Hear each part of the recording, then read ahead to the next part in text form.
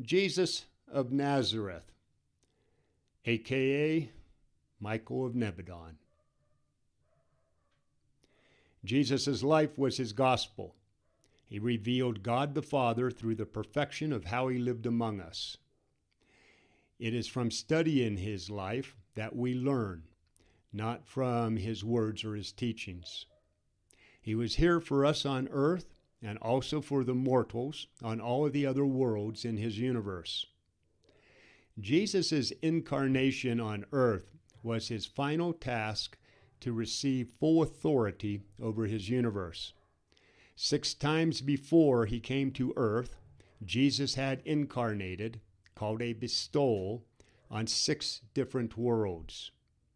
Each time he did so as a different order of one of his created celestial entities, and each time he lived with them and as them, demonstrating the perfection of that order of being. These bestowals were both for the edification of his created personalities, and so he could learn to rule with the same empathy and compassion as does our Father.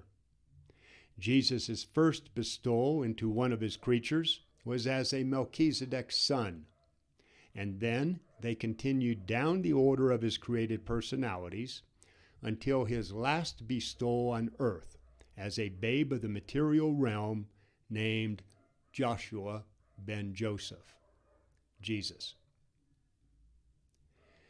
Jesus' last bestowal on earth was different than all others previous. Mortals are not created beings. We do not come into existence knowing God like do all other celestial entities. We need to develop faith, the motivation stemming from our belief in something not provable. Jesus showed us the perfect life on earth, and he chose to live it according to his Father's will, as a mortal of the realm with no supernatural help.